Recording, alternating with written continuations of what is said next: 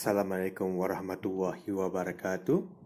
My name is Hasif Aiman bin I am from Group EH2432B, matrix code 20211175541. Today I will be talking about vanilla. So, what is vanilla actually? Well, a vanilla is a spice derived from orchids of genus Vanilla, primarily obtained from the pot of Mexican species flatleaf vanilla. The word vanilla derived from vanilla, the diminutive of the Spanish word vaina, is translated simply as little pot. Pre-Columbian Mesoamerican people cultivated the vine of vanilla orchid called Thisocitl by the Aztec. Vanilla plants have a long, fleshy, climbing stem that attaches to tree by aerial rootlet. Roots also penetrate the soils. Numerous flowers open a few at a time and last a single day during a blooming season, which lasts about 2 months. Because of their dainty structure, the blossom can be naturally pollinated only by a certain small bees in an area outside of the pollinator range. The flowers are pollinated artificially with a wooden needle as soon as they open. The flowers vary in color from pale green to yellow to creamy white. The fruit, a long capsule, reaches its full length of about 20 centimeters or 8 inches in 4 to 6 weeks, but may take up time from to 9 months to mature. As soon as it turns golden green at the base, the unripe parts are harvested. Vanilla is a difficult plant to harvest as it needs a labor-intensive method to ensure its pollination. Its pollination is required to make the plant produce the food from which the vanilla spice is obtained. In 1837, Belgian botanist Charles-François Antoine Morin discovered this fact and had pioneered a method of artificially pollinating the plant. The method proved financially unworkable and was not deployed commercially. In 1841, Edmond Albius, a 12-year-old slave who lived on the French island of Réunion in the Indian Ocean, discovered that the plant could be hand-pollinated. Hand pollination allowed global cultivation of the plant. Noted French botanist and the plant collector Jean-Michel Claude Richard falsely claimed to have discovered the technique 3 or 4 years earlier. By the end of the 20th century, Albius was considered the true discoverer of the pollination method. There are 3 major species of vanilla currently grown globally, all of which derive from species originally found in Mesoamerica, including the part of modern-day Mexico. There are V. planifolia, grown on Madagascar, Réunion, and tropical area along the Indian Ocean. There is also V. tahitensis, grown in the South Pacific, and V. pompona, in the West Indies, Central America, and South America. The majority of the world's vanilla came from the V. planifolia species, more commonly known as Bourbon vanilla, which is produced in Madagascar and neighboring islands in the southwestern Indian Ocean and in Indonesia.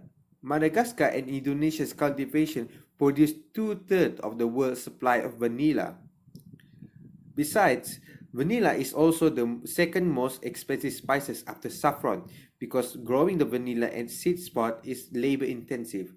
Nevertheless, the vanilla is widely used in both commercial and domestic baking, perfume manufacture, and aromatherapy. According to the graph that is shown below, the vanilla contains 40% of a carb, 25% in protein, 17% in calories, and fat in 2%. This show consuming a lot of vanilla can have a calories of 2.4 within the serving size of 4 over 2 gram, which is in a teaspoon size.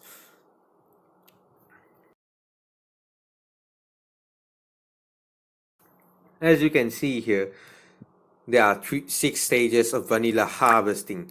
For this process to be successful, it requires a delicate balance between moisture and average temperature. The first step is harvesting.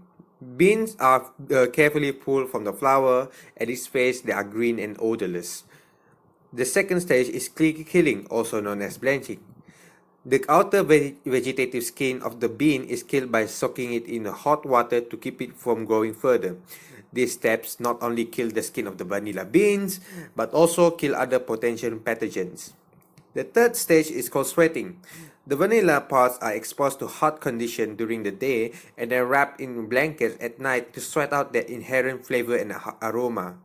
And it is at this phase that the wonderful familiar flavor and aroma of vanilla begin to present itself. The fourth stage is called drying. Similar to sweating, this phase is more for art than science, but science is also an important factor to this process. The vanilla beans are laid out into the hot sun all day and then brought inside at night until the moisture content of the bean is down to 18% to 35%. Grade B vanilla is dried longer with a moisture content around 20%. Grade A vanilla is dried for a shorter period of time with a moisture content around 30%. The fifth stage is called grading. Once dried, the vanilla beans are laid out and graded based on their quality, shape, and moisture content into various categories such as grade A, grade B, gourmet, black, and etc.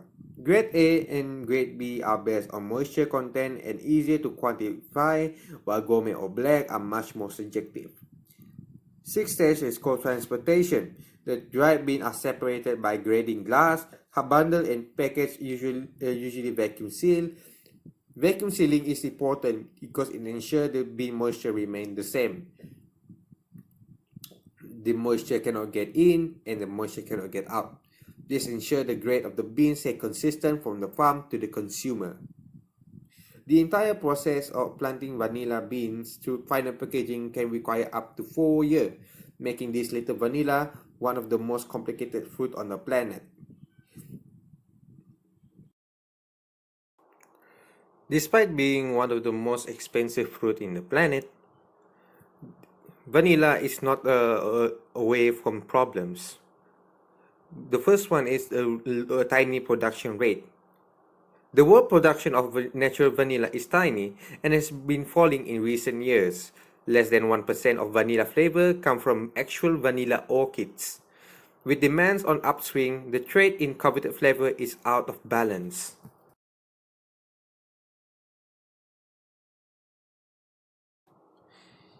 In the 18th and the 19th century, the chemists took over from botanists to expand supply of the flavor.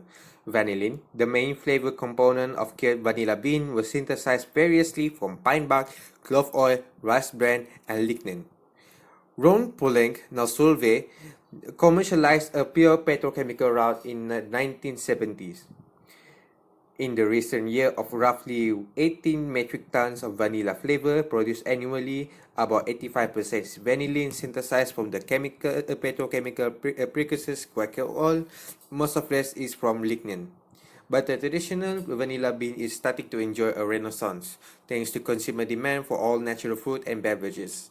Last year, a string of giant food companies, including General Mills, Hershey's, Kellogg's, and Nestle's, vowed to eliminate artificial flavor and other additives from many foods sold in the US.